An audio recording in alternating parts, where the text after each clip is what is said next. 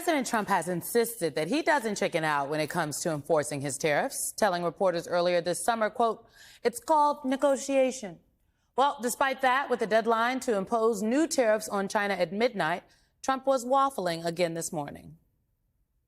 We'll see what happens. They've been dealing quite nicely. The relationship is very good with President Xi and myself. Well, just hours later, Donald Trump folded, extending the deadline for China tariffs for another 90 days.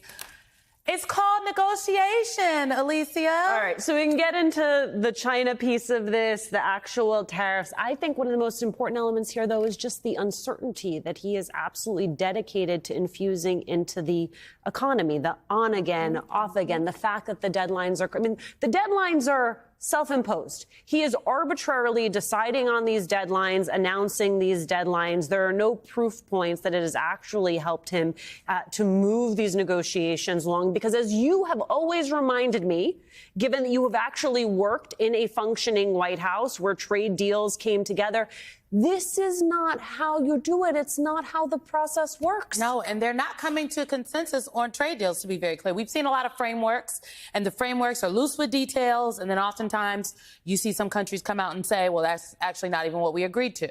Notably, he did this press conference with the UK Prime Minister Starmer, and they held up something and it was empty. And I was just like, if this is not bad staff work, get a metaphor for what is really going on out there. So it's a lie. Let's just be very clear. The fact that he's doing trade deals is a lie, though these are not trade deals. But to your point about the real hurt for the uncertainty, I am thinking about the small business owners, not even the big box companies, but them too, and the people that they employ, but the small business owners, the restaurant owners, right? The people that have to make decisions right now about how they're going to keep their doors open, pay their people, have enough product. If you own a restaurant, it's not like you can stockpile shrimp. Right? You know what I'm saying? So I think that is a uninvestigated piece of all of this. And that real hurt is extending to families. I mean, we're seeing the prices affected at the grocery stores, from the grocery stores to the big box stores and everywhere in between. But there's something else that they keep talking about that I'm just like, okay, we need to ask more questions.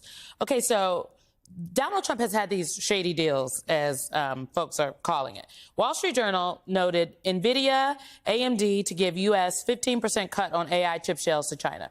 CNBC headline, Trump approves U.S. steel merger with Japan's Nippon Steel after companies sign national security agreement. New York Times, Trump announces an additional $100 billion Apple investment in the U.S. When it comes to NVIDIA and like the Apple investment, my question is, where is the money going? Who is getting the cash? On the tariffs are a tax that Americans pay, to the American business or the Americans. But where is this money going that these companies are claiming that they're going to invest? Who's getting it? What are they doing with it? Is this going to a little personal Trump fund? I think we need more explanation from the government. You need more explanation, and you need an actual worldview. I think the Wall Street Journal really managed to capture some of the fear here from business about what's happening. Just very quickly, the U.S. marches towards state capitalism with American characteristics. Capitalism in America is starting to look like China. This isn't socialism in which the state owns the means of production.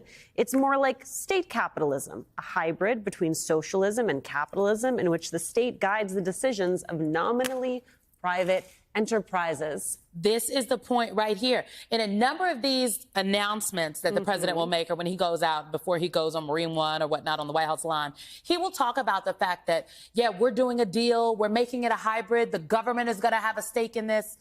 And if we really pull the layers back, we need to ask who, like, is it the government that has a stake, or is it a private entity somewhere that somehow Donald Trump or his Treasury Secretary has his tentacles in? This is not American capitalism, if you will, and good old American ingenuity being spread across the globe. So I just think people should continue to ask more questions.